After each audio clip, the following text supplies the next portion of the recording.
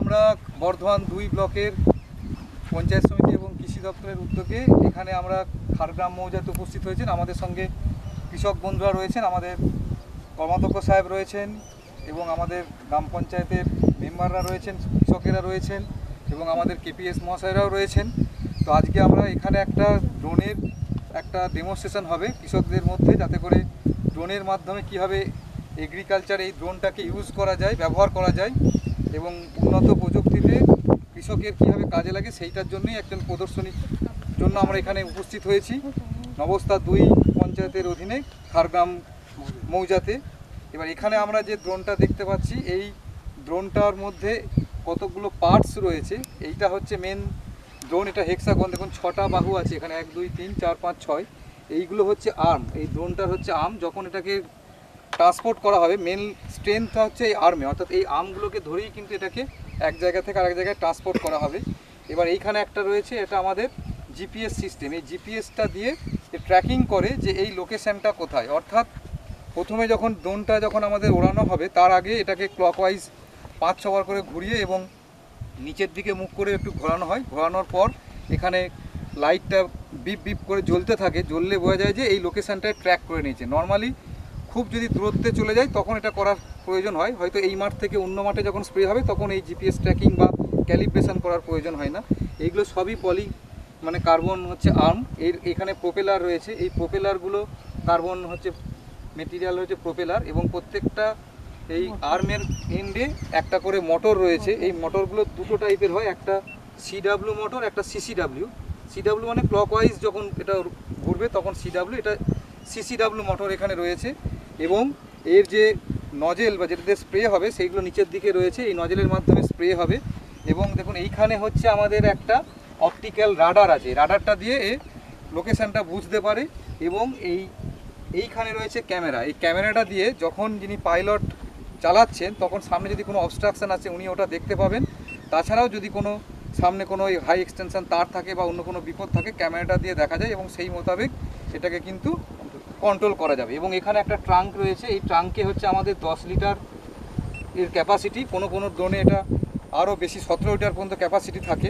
এটা 10 লিটারের ট্রাঙ্ক। এই ট্রাঙ্কের মধ্যে আমরা ওষুধগুলা মিশ্রণটাকে আমরা প্রবেশ করাবো, তারপর এটা স্প্রে করবে এবং তলার দিকে এটা ল্যান্ডিং এর রয়েছে, স্ট্যান্ড রয়েছে, এইটা দিয়ে ও ল্যান্ড করবে। এই হচ্ছে টোটাল বিষয়। এবং দুটো ব্যাটারি রয়েছে, 25,000 mAh ব্যাটারি, দুটোতে মোট 50,000 mAh ব্যাটারি আছে।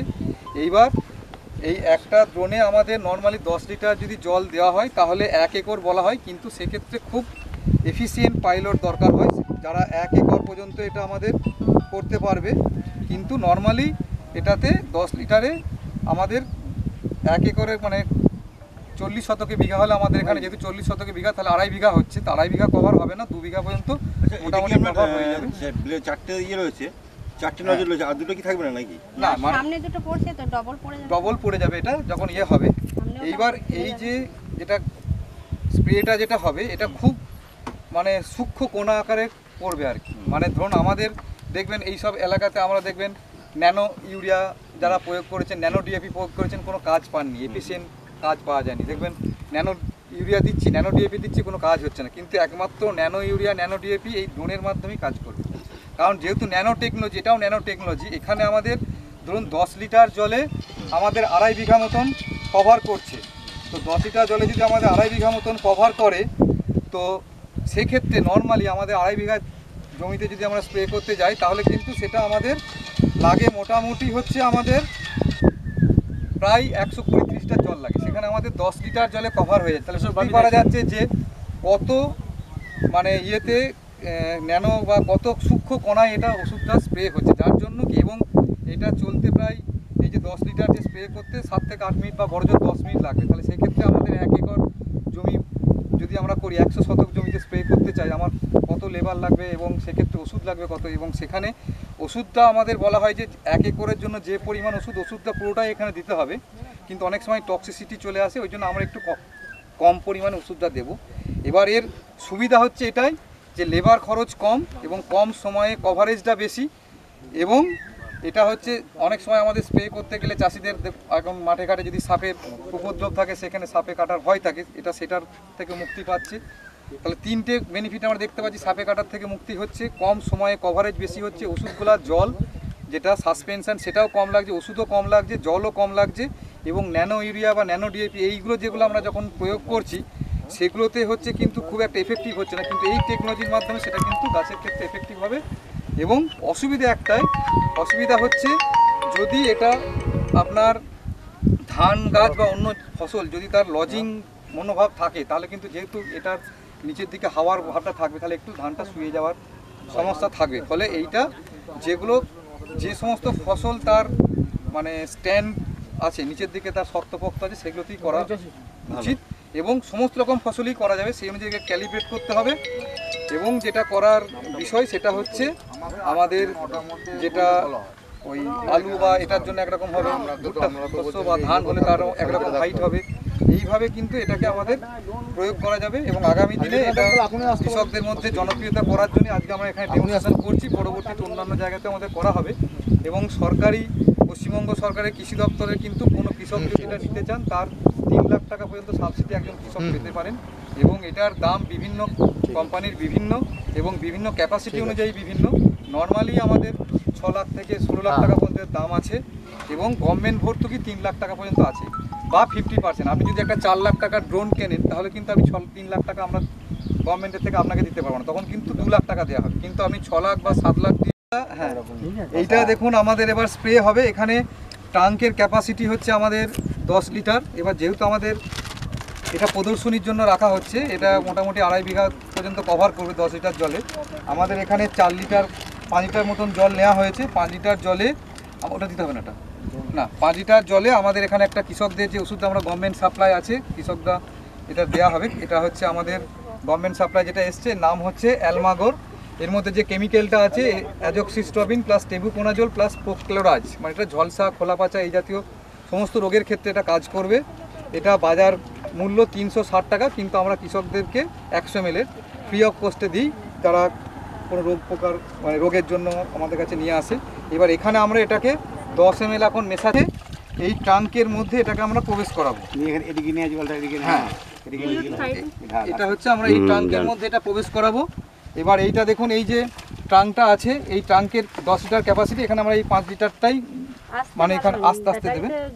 হ্যাঁ, মানে খুব আস্তে আস্তে দেবেন, যেহেতু এখানে আমাদের একটা ব্যাটারি রয়েছে যেটা এই ইয়েটাকে দোনটাকে কন্ট্রোল করছে। 25,000 mAh করে দুটো ব্যাটারি আছে। হ্যাঁ, এইটা হচ্ছে ধরুন যদি খুব হালকা বৃষ্টি পড়ে তাতে অসুবিধা কিছু নেই, কিন্তু যদি ধরুন খুব জোরে বৃষ্টি হচ্ছে তখন এটাকে না আনাই ভালো।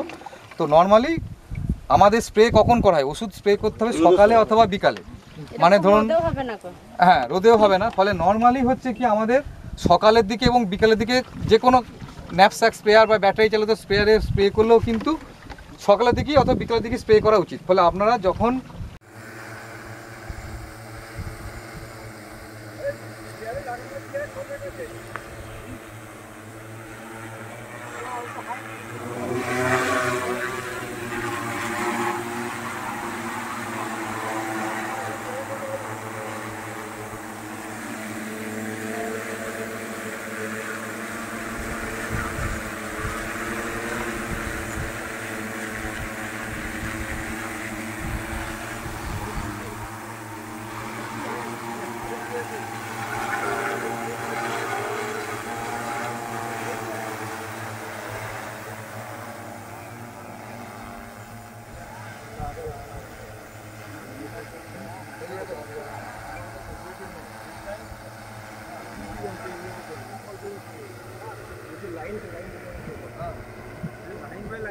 এখানে তাহলে ড্রোনের প্রদর্শনী আমাদের সম্পূর্ণ হলো। আমাদের মধ্যে দুজন কৃষক বন্ধু আছেন। আপনার নাম? সৃষ্টিধর মাকড়, খারগামি বাড়ি, বরন্দাই বাড়ি, খারগামি জমি। আপনার নাম? পার্থবতীন দে, খারগামি। হ্যাঁ, পার্থবতীন দে বাবু, উনিও আমাদের এই নবস্তা 2 অঞ্চলের মানে খারগামিরই কৃষক বন্ধু। এবার ওনারা আজকে এই প্রদর্শনীটা দেখলেন, যা দেখে মানে কি মানে মনে হচ্ছে অনুপ্রাণিত হয়েছেন, এবং আগামী দিনে এটাতে কৃষকের মধ্যে জনপ্রিয়তা অবশ্যই বাড়বে। আচ্ছা, আপনারা কি এটা দেখে নিতে ইচ্ছুক? কি হ্যাঁ, ইচ্ছুক। যদি সরকারি সাবসিডি কিছু থাকে, সরকারি সাবসিডি এটাতে যদি আপনারা নিতে ইচ্ছুক হন, এটা সরকারি সহায়তা আমাদের থেকে আছে, এবং আমাদের গভর্নমেন্টের প্রত্যেক বছরই এই স্কিমটা চলে, যেটা হচ্ছে farm mechanisation scheme. Farm mechanisation আমাদের 3টে ভাগ আছে, একটা হচ্ছে সিএইচসি, একটা হচ্ছে FSSM, একটা হচ্ছে OTA SFI। এবার এই যন্ত্রটা নিতে গেলে আপনাকে FSSM প্রকল্পে আবেদন করতে হবে এবং এখানে গভর্নমেন্ট ভর্তুকি বা সহায়তা আপনার হচ্ছে 50% বা 3 লাখ, যেটা কম সেটা আপনি পাবেন। যদি আপনি ড্রোনটা 5 লাখ টাকার একটা ড্রোন কেনেন তাহলে আমি 2.5 লাখ টাকা সাবসিডি গভর্নমেন্ট থেকে আপনাকে দেওয়া হবে। যদি আমি 6 লাখ বা তার উপরের কোনো টাকা কেনেন তাহলে আমি 3 লাখ টাকা সাবসিডি পেব। এবং এটা যদি আপনি আবেদন করেন এটা আপনাকে অবশ্যই দেওয়া হবে, কারণ যেহেতু একটা নতুন যন্ত্র। এই প্রকল্পে বলা আছে যে কৃষক যদি নতুন ধরনের যন্ত্রের জন্য আগ্রহী হয় তাকে আগে প্রেফারেন্স দেওয়া হবে। ধরুন একটা নর্মাল যে পাম্পের জন্য যে আবেদন করছে তার থেকে আপনি প্রেফারেন্স আগে পাবেন। ড্রোনের করুন বা যদি আপনি রাইস ট্রান্সপ্লান্টার মানে যেটা ধান রোয়া যন্ত্র বা সিড ড্রিল, এই সমস্ত যন্ত্র যেগুলো ইনোভেটিভ যন্ত্র যেগুলো আছে সেগুলোর জন্য যদি আবেদন করেন সেক্ষেত্রে ব্লক লেভেলে ব্লক লেভেলে যে কমিটিটা আছে সেখানে বিডিও সাহেব হচ্ছেন ওটার চেয়ারম্যান, এডিএ কনভেনার, মানে আমি কনভেনার রয়েছে, আর একজন সাব ডিভিশন এগ্রিকালচার অফিসের মেম্বার আছে। এই 3 জনের কমিটি মিলে এটাকে দেওয়া হয়। সেক্ষেত্রে এই নতুন যন্ত্রগুলোর জন্য যদি কোনো কৃষক আগ্রহ দেখায় তাকে সমস্ত কিছু দেখে আগে প্রেফারেন্স দেওয়া হয়। প্রশিক্ষণ দেওয়া যাবে তো? হ্যাঁ, প্রশিক্ষণ ধরুন আপনি নিয়ে কিনতে পারেন। আর যদি ধরুন যন্ত্রটা কিনলেন, যেমন ধরুন আপনি গাড়ি কিনেছেন, তারপরে কি আপনি গাড়ি চালানো শিখলেন, ঠিক তেমনি এটা আপনি নিয়ে নিলেন, তারপরে প্রশিক্ষণের সঙ্গে আমাদের সঙ্গে যোগাযোগ করলে আমরা সেই জায়গায় আপনাকে পাইলটের ট্রেনিংয়ের জন্য আমরা পাঠাবো। ঠিক আছে, ধন্যবাদ।